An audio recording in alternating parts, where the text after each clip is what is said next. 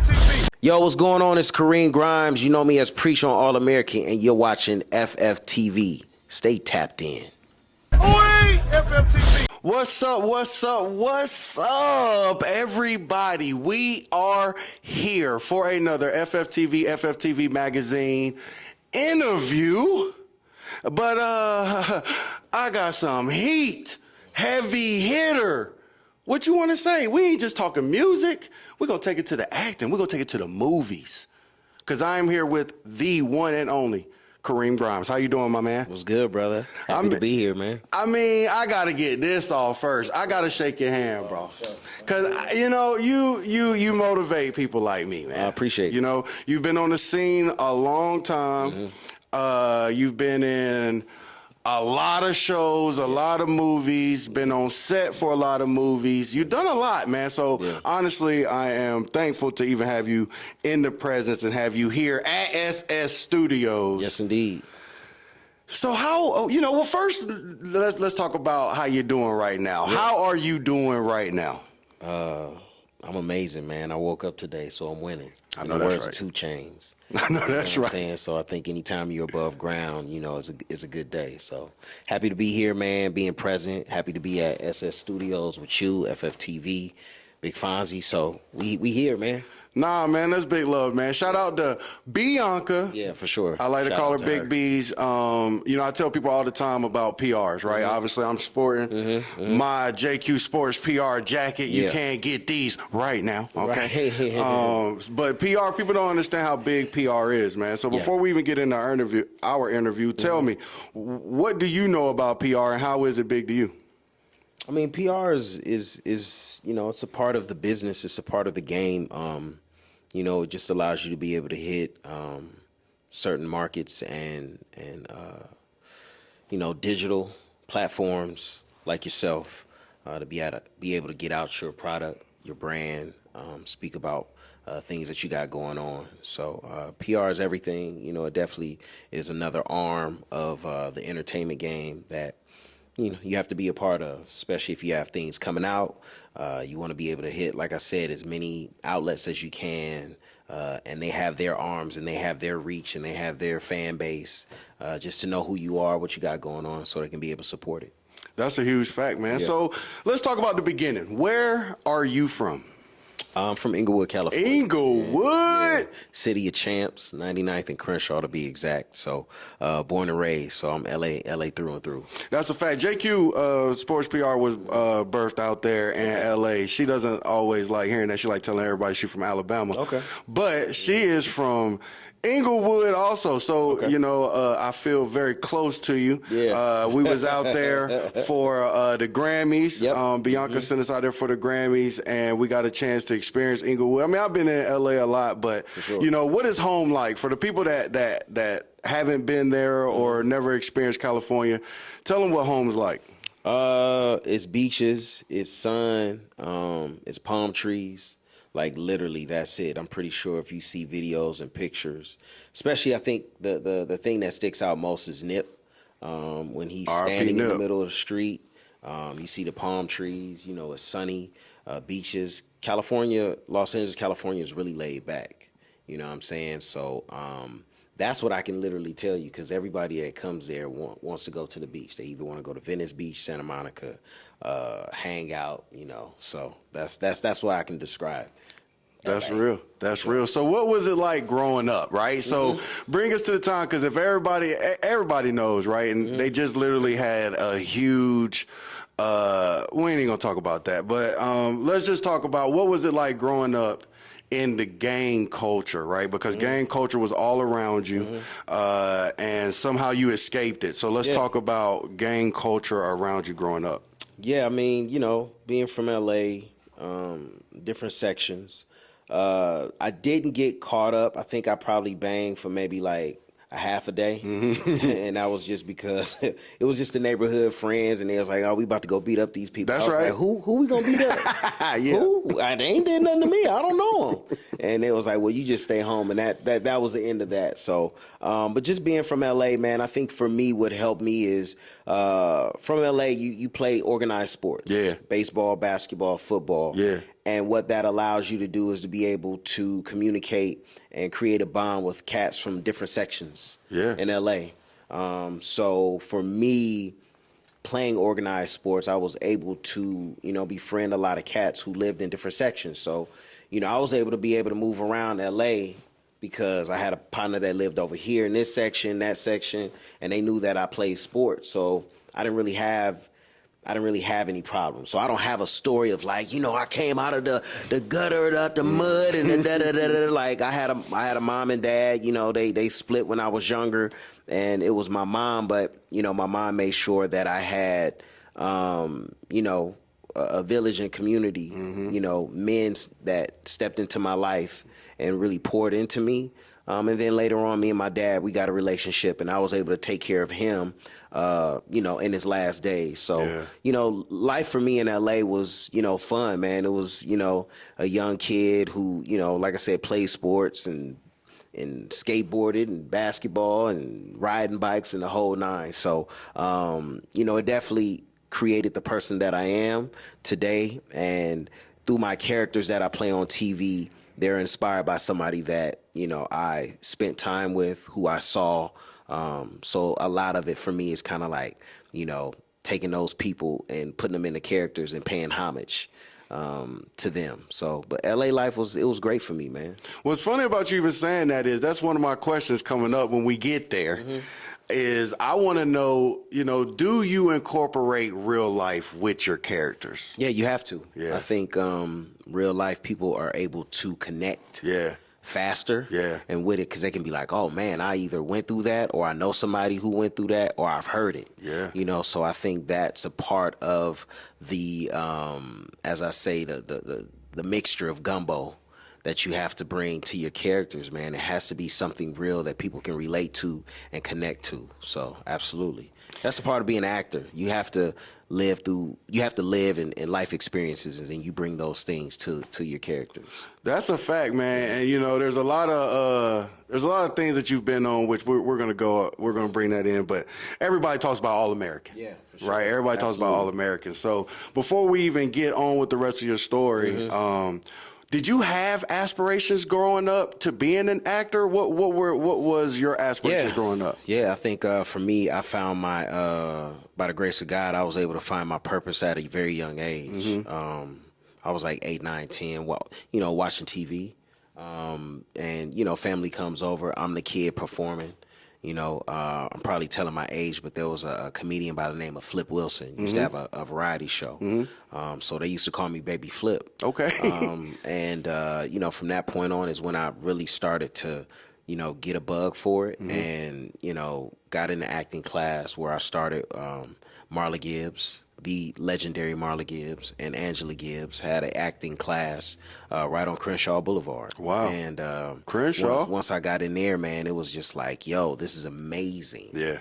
So big shout out to them. And from that point on, man, it was off to the races. Like, I really found my passion. I always tell people, once you find your passion, you'll never work a day in your life. You know what I mean? So once I did that, my community, my village fed into me. My mom kept me busy, and started early, putting in those 10,000 hours. I know that's right, man. It's funny that you even say that because I never feel like I'm working, right? FFTV being one of my companies, SS Studio being Pete's company behind the camera. Shout out to Pete. Yeah. So we've been entrepreneurs now for about 12 years, since 2012. So I know exactly what you mean. It's 13 now. Dang, we getting there when you say that. You just keep pushing forward, man. That's it. That's we say, putting numbers on the board. Let's talk about some of these numbers then, right? Let's stop slow walking them into it. Yeah. Let's talk about some of these numbers, because not only have you acted, but you were on set with some of the most classics of movies, right? So let's talk about Baby Boy. Okay, because you were on the set of Baby Boy, and we'll talk about why you were on the set in a second, right? Because R.I.P. John Singleton, but You were on the set of Baby Boy, so talk to us about what that was like. I mean, I'll even take you back. Take My me first back. film was Boys in the Hood. So that sets the tone. Let's go back to that's right, because you're right. Let's go to Boys in the Hood before we get to Baby Boy. Yeah, man, Boys in the Hood. I was 13, and you know, my mom's friend was in the business, and at that time I was heavy into skateboarding. And she was like, yo, there's a young brother who graduated from USC, wrote a script. He's looking for some young kids who can skateboard. Boom, I'm on the set of Boys in the Hood. Wow. You know what I'm saying? So at that point, I was an extra. So we're 2 weeks in, and we're just, you know, lunchtime, throwing the ball around. And, you know, there were other kids who were in the film that were extras. And, you know, John was playing catch with us and went to every kid, asked me, and was just like, yo, man, I want to give you some lines. You cool with that? And I was like, yeah, absolutely. And, you know, for me, it was nothing but God sent, and I think it was just divine timing. He could have gave any line to any kid. That's a fact. You know? And he gave that to me. That got me started. That got me into the union. And from that point on, man, it was like the battery in my back, the spark that I needed.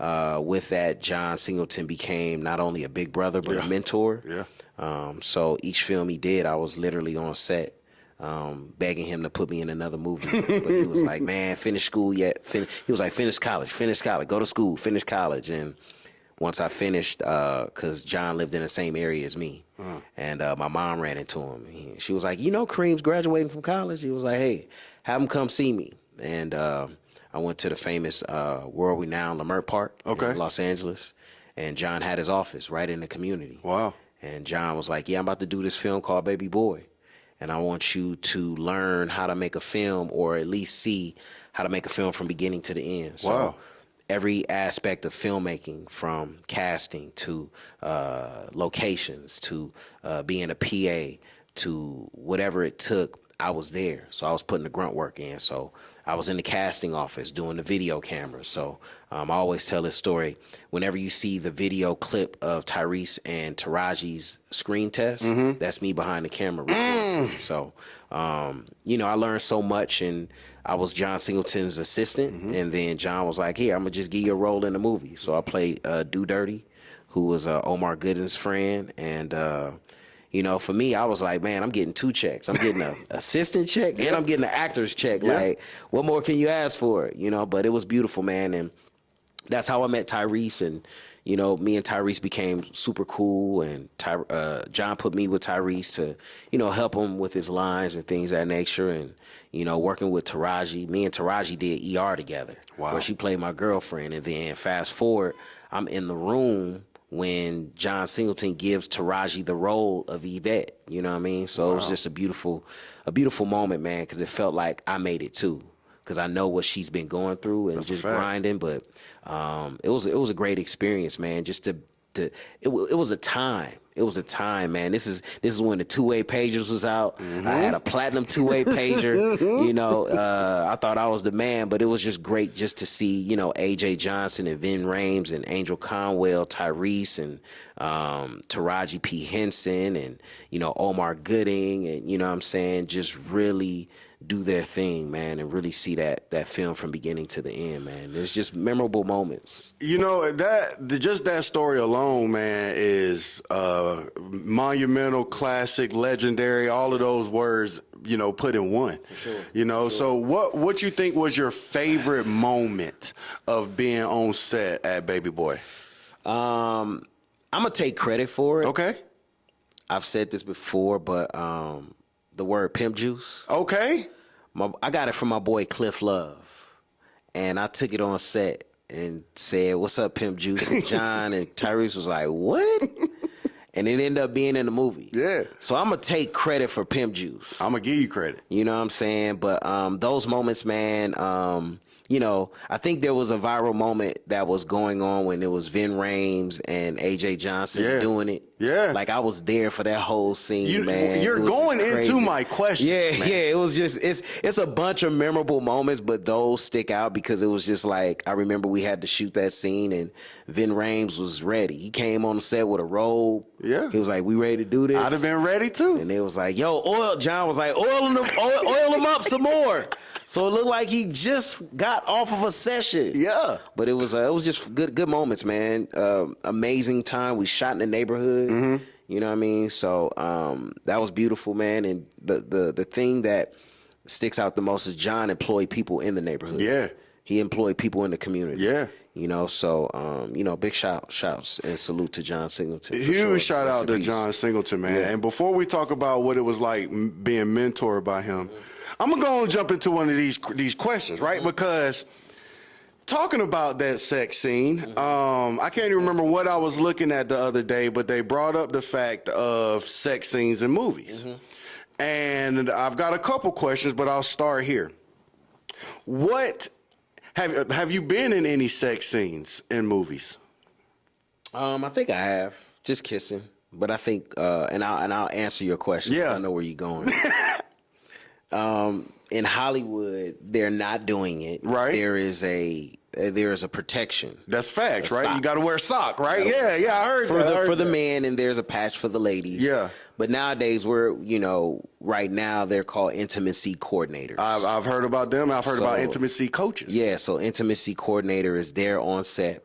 Most of the time, it's a closed set. So it's Okay. the director, the intimacy coach, and the actors. So it's not a bunch of people, just for. Because that was another one of my questions, right? Is that has to be a very uncomfortable time you would think Yeah, of because you it's can. a lot of people in the room. But you're saying that the only people that are really in the room are just the ones that's controlling and the cameras. most of the time it's a closed set. Yeah. So it's literally just the director, the coach, and then the actors, and then everybody kind of leaves, comes back when they need to set another scene up. So it's for both actors, they make it as comfortable as possible. Okay. Even though it's maybe uncomfortable, but but as an actor, that comes with the game, and you have to be prepared and be prepared mentally and get in there, get in and get out. You don't want to spend too much time. You know what I'm saying? So you come prepared, make sure, you're focused and you make it happen. Understood. So, these movies now seem to have a lot more sex scenes in them than before. I mean, Okay. Now I think nowadays it's always been there, but I think, now they're kind of pushing the envelope a little Well, bit they more. say it's because of bad acting. So one thing that I want to know is that something that, from the actor's point of view, they say that one reason why you add sex scenes is because you have normally bad acting or not enough names in the movie. So how do you feel about that? Totally false. That's what we're here to do. We're here to dispel all of At the end of that. the day, you're telling a story. That's just a part of it. Yeah. You know what I'm saying? If we're talking about human experiences, that's a That's a true human experience. That's a fact. It's not about bad acting, about anything. You know what I mean? There may be a scene that it may be implied. You don't see it, but you may see them in bed kissing, and then it cuts. And then it's up to you as the audience to imagine what else that happens. So That's right. That's false. That is false. Now, my movie I've shot a couple of them, but I haven't necessarily put out mine yet. Yeah. Mine gonna have some real sex scenes. But I in it. think remember, at the end of the day, you're telling a story. So Yeah. you don't want that to be the main focus Gotcha. to where that's just it. That's right. Because you want people to watch your film for the story and what you're trying to create and Yeah. get across. Yeah. And it not just be about sex. That's 'Cause right. If that's the case, then just go and do a porn. Yeah. Well, you're right about You that. don't wanna do that. You're right. You're right. So, what was it like being mentored by John Singleton? Right, such a iconic man, Yeah. but at the time, I don't think he was really seen that way, right? Because He was. I mean, Okay. Boys in the Hood really started the movement. Gotcha. That's a classic film. That film came out when nobody was doing a film like that, At all. and that started everything else from there. So, being mentored by John was amazing, man. He just truly believed in education, truly believed in doing it yourself, not waiting on anyone, and creating for yourself. Those are the things that I definitely took away from John. But also too, employing people in your community, and employing people who are ready and willing to work. Right. That's exactly right. Okay, so let's get to All American, right? And then we'll go to some of the other ones. But I want to talk about something that's happening right now as well. Yeah, for sure. So not only is All American going to be one. Now I don't watch much TV, right? But All American is definitely something that we're catching in the household. Now, why? Because I'm a sports guy. Yeah. Right. As you can see, JQ Sports PR. So where did that idea come from? Like, how did you get involved with All American? Just as an audition, you know what I mean? I watched the show prior to getting on it because the show resonated with me so much. So mine was the opposite. I went to a predominantly white school. So I went to Pacific Palisades, which is right by the beach. So lunchtime, we would literally walk down, put our feet in the sand in the water. And that's high school? Then come back. That's high school. Okay. And I played football, and I was really good. And at that time, Dorsey High School, where I graduated from, was a powerhouse. Now that we've heard of Dorsey. Exactly. We've heard a lot of professionals came out of there. Keyshawn Johnson. The list goes on and on. So I resonated with the show that way. And then, got an audition, and Leah Daniels Butler was casting for it. And, got the audition. It was like, okay, cool. 2 episodes, possibly. And auditioned and, saw the role. And I was just like, yep, I know 2 guys that stick out to me that are preach. And these are cats that kept me out of trouble. I call them my OGs. I still talk to them to this day. They're amazing men, family men. And that's my boy Maji and Jay. So those are the 2 individuals who I based preach on. And then other cats that, I've come across in my years of living on this earth that I implement into that character as well. But those are the 2 that stick out. And I get the audition, book it, and Sally Richardson is directing the episode. And, shout out to Sally. Yeah, and we do it, and it's me and Coop Breezy. And one of the writers, John, was just like, what I found out was just like, yo, he had this scene where I didn't say too much. It was more in the eyes. And it was just like, whatever it is, we got to keep him around. And, the backstory is NK, who's the showrunner, I met her 10 years before I got on the show. Wow. So I did her first script for TV, which was Bones on Fox. I played a young man from Sierra Leone who was an amputee. Of course, I remember Bones. And then the co-showrunner by the name of Jamie Turner, I met him 11 years prior. When I did The Shield. And on The Shield, I auditioned for that show 17 times. Wow. And on the 17th, I ended up doing 3 seasons. So we became cool. At that time, he was a story editor on the show, but we just locked in as brothers. And, he's been, he's put me in the Biggie and Tupac murders that came on USA today. Yeah, I remember that. And so now, boom, fast forward, I'm on All American. They know my work. They know what I'm about, and it doesn't happen. But the last episode, I get shot, and NK, the showrunner, calls, and she was like, "Yo, I don't know if you saw the script yet, but you get shot.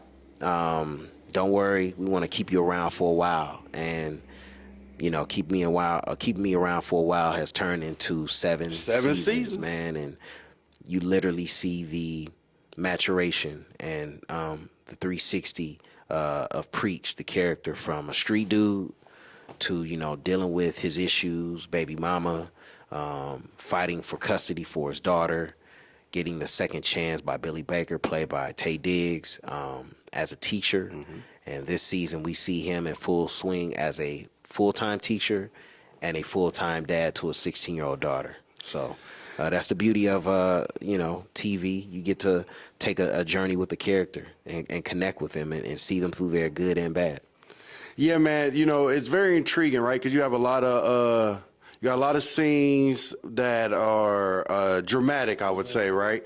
So would you consider yourself like a dramatic actor? Like, is that the roles that you kind of fit in, or will you just kind of go anywhere that the role take you? Yeah, wherever the role takes me. I'm a chameleon, as we say, I have different things in my bag that I can pull out. And the beauty is that All American gives me drama, but there's moments where you see the comedy as well, and then the Vince Staples show is totally opposite. It's all comedy. Boy, you going right into it. You must have seen my notes. Man. You must have seen the It'll notes. help you segue a little bit, but you know, so you get to see a certain side of me on All American, and then you switch over to the Vince Staples show, and you know, you definitely see the comedy for sure. So let's talk about the Vince Staples show, right? Because obviously I started in music, and Vince being the music guy, what was it like, right? Because that had to have been a different type of vibe, I would think, from doing something like the Vince Staples show to All American or SWAT and Grey's Anatomy, which we're gonna get into that too.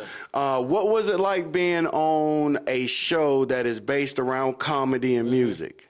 Yeah, it was great. I actually worked with Vince Staples prior to that. Fire. Through my buddy Calmatic, who directed the Squabble Up video. Yeah, Squabble Up. So Calmatic directed a lot of Vince Staples videos, which also led to the Vince Staples show. And you know, he was about Hold on. See that, guys?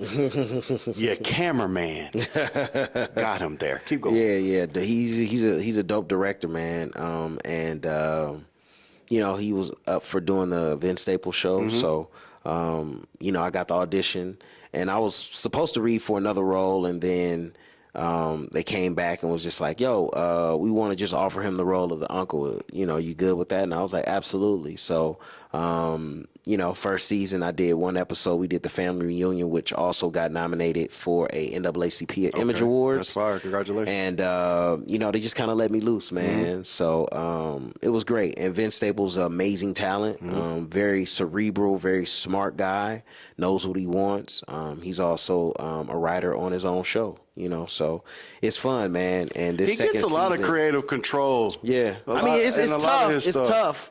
But he definitely fights for it. Yeah, and you that's know, like his thing, right? Yeah, you see it in the work, man, and we're just super excited that we were able to get a second season, and we just finished it, so it'll definitely be on Netflix soon. So get ready. That's fire. So let's go back to All American. With it being a sports show, right, and it fitting you, especially with you playing football growing up, did you take that into consideration while studying this role, or was it like, you know, I'm just going to embody myself in this role, and of course I'm going to give my real life aspect from it, but I want to turn into who this character is. So was it? Yeah, I think it's all of that, man. And like I said, I knew I connected with the story immediately because it's based off a true story. Spencer Singer, right? It's his story. He played for the New York Giants, won a Super Bowl with them. So this is his story. But you know, it's based in L.A. I am L.A. You know what I'm saying? So it was very easy for me to kind of really connect with this character, and then, like I said, through the writing, start to really build who this person is. You know what I'm saying? The ins and the outs, and what makes them tick. You know, what makes them happy. So you know, through the seasons, we started to really build this character, and of course, with the storyline, to really get into the meat of who this guy is. Right. So how difficult is it to kind of switch mind frames and go from show to show or movie to movie or character to character? Because like we were just noticing and saying, you have Grey's Anatomy, which is going to be a hospital show. Yep. We have All American, which was a football show. We have, I mean, so many different ones, right? SWAT, which was a cop type show. What is it like mentally going from gig to gig?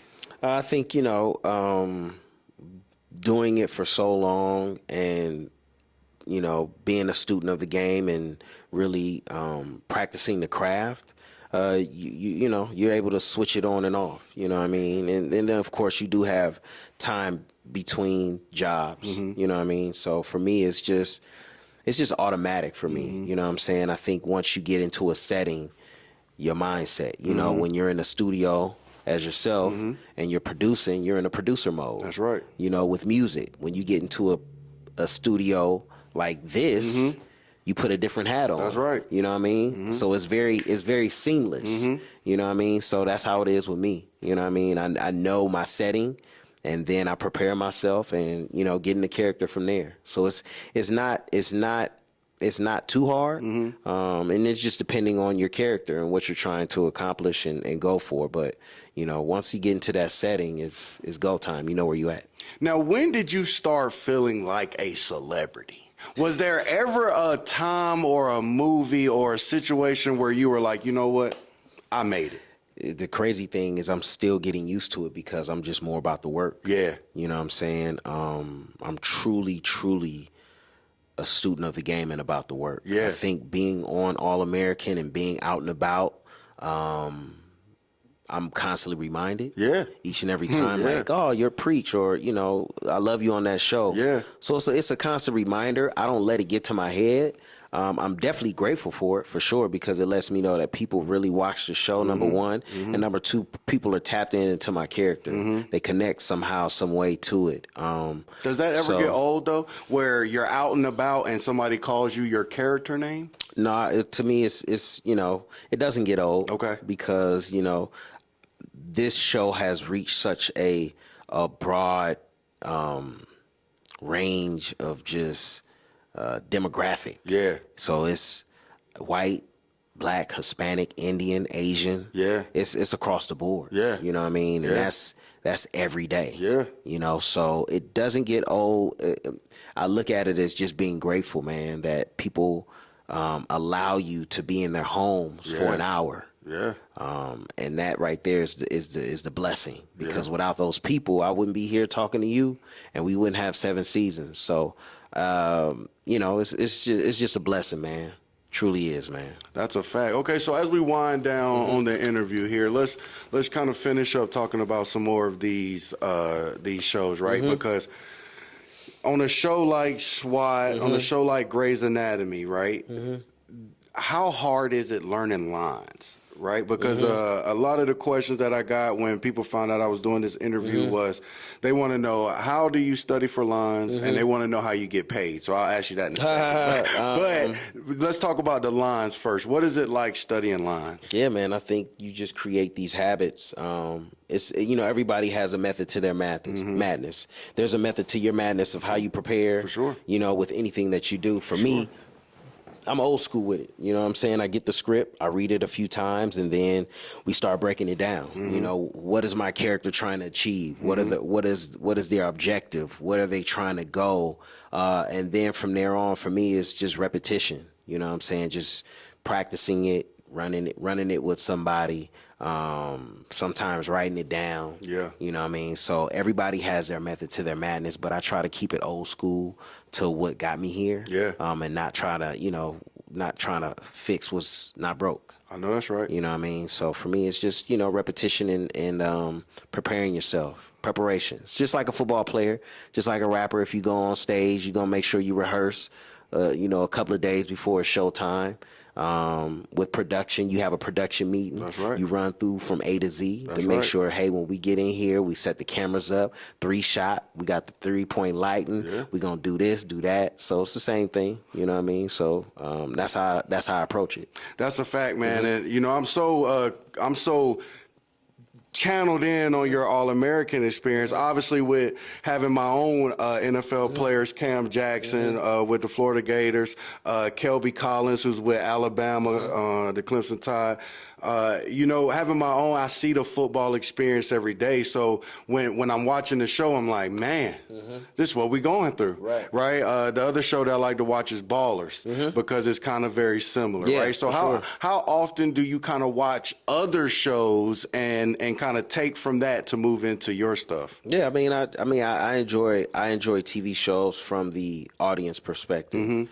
But still a little bit of me from the professional actor and how things are shot and 2 shots and close-ups and like what were they thinking, or what was, why did they say it that way?